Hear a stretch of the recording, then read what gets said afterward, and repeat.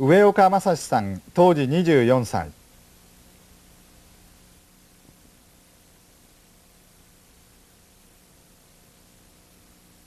爆心地から 1.2km の野源堀で被爆しました。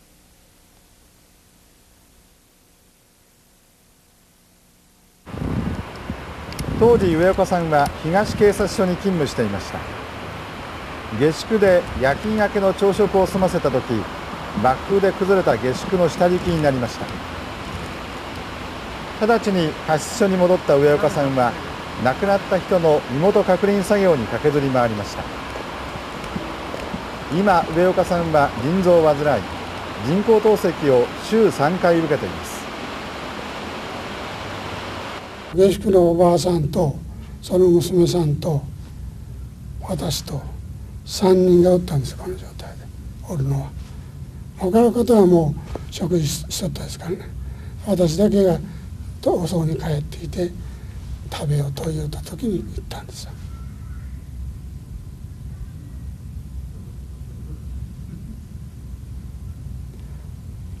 で私は制服でちょっと引いたままで被爆したんですが、その娘さんがわしのそばにおったんですよね。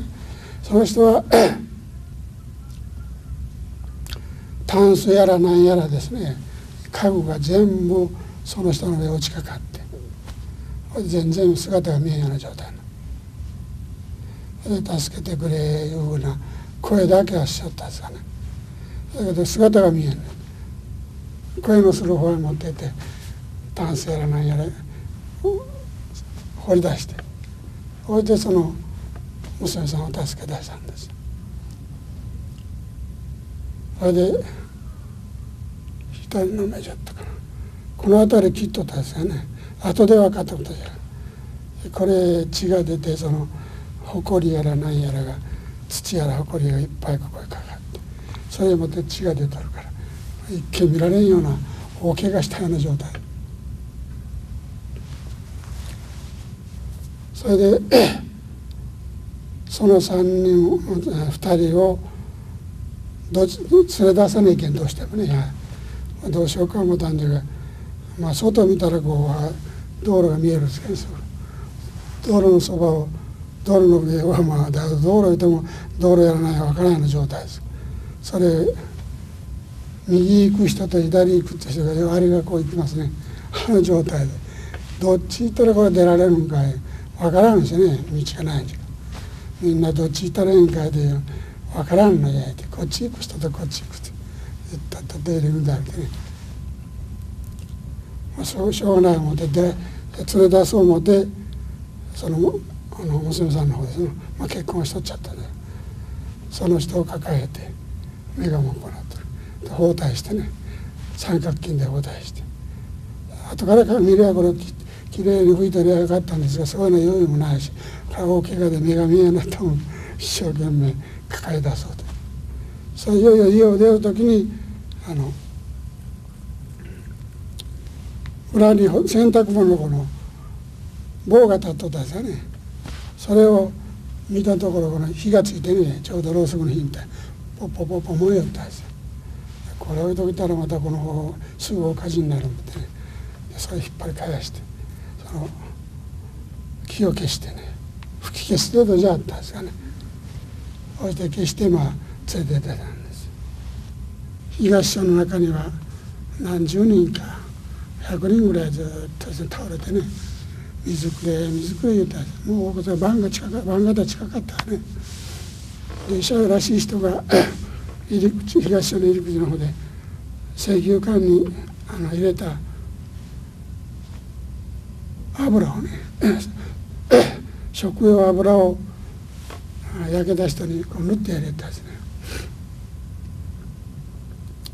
私らももうじっとしておれんから、すぐその東署の養成室の広いところに外のこのカウンターの外へね、いっぱいおったんですよね、やけどしたもんが真っ黒焦げに焼けたの。私らが見ても3分の1以上焼けたらダメじゃいうことを聞いとったからね、もうどんどん焼けてしもうたんでね、半分以上の丸焼けですよ。この人らはもうどうせダメじゃろう思うてね、水くれ水くれってね一晩中叫んだんですよね。それでもうまあこうなったらおそらくダメだからせめて水でも飲ましてあげよう思ってね、足も偉くならなかったが外の方に亀みたいな割れたのがあるんです。それ行列の前に散水する水がねでポッポポッポ出よったんですよ。それを汲んでね、その壺の割れたのにそれで飲みたい人にね相当おったがね飲ませてあげたんですよ。どうせダメじゃん。それで福屋の地下へね人がだいぶおるらしいと、死んどるらしいと言うんで、田舎から来た警防団10人ぐらいはね気がつかない私一人やったんで連れて地下へ入ったらね、もちろん真っ暗ですよね、電気がない。それでろうそくやったもんだねつけて、それでこう入ってみたら女性が何十人ぐらいかな、男性が2人か3人折り重なってね、マンホールがやっぱ中にある。このマンホールの中へ酸素吸いに行ったんじゃもんでね、みんながこう穴を中心にここで倒れて死んどったんですよ。で目玉が出とる人もおったしね、いろいろな人だって腐ってね、もう水なんで、これが皮がむけてから手袋が剥がしたようになってたんですよ、皮が。それを人を木工いうかカマスいうのがあるのがね、知ってるんですか。カマスに紐つけてね、上から棒を突っ込んでこの担ぐようにしてね、消防団の人が降りていってそれを一人ずつそれ乗せてね担ぎ上げたんですよ。まあその臭いことがねもう何日か20日ぐらい離れてて治らなんだよ、草で。まあその人らも名前言うちゃわからんだしね、それは後から聞いたら交換所があそこにあってね、その交換所が避難してそこで交換するようになっとったんじゃないということやった。まあ若い娘さんだったらね10人以上20人ぐらいの方死んでったんですよ。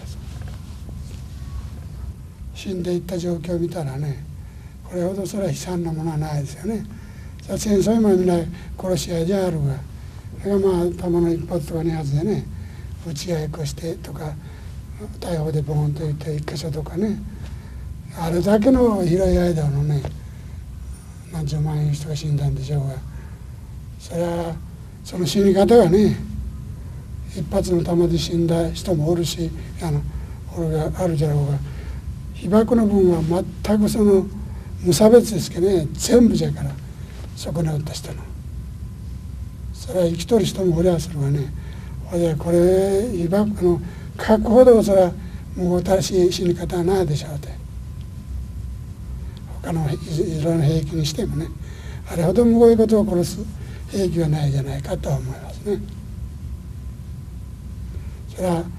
戦争がないことは理想じゃあるが、そういうことはまあなかなか難しいでしょうけど、まあ核いうもんだけはそれは確かにないことが越したことはないですよね。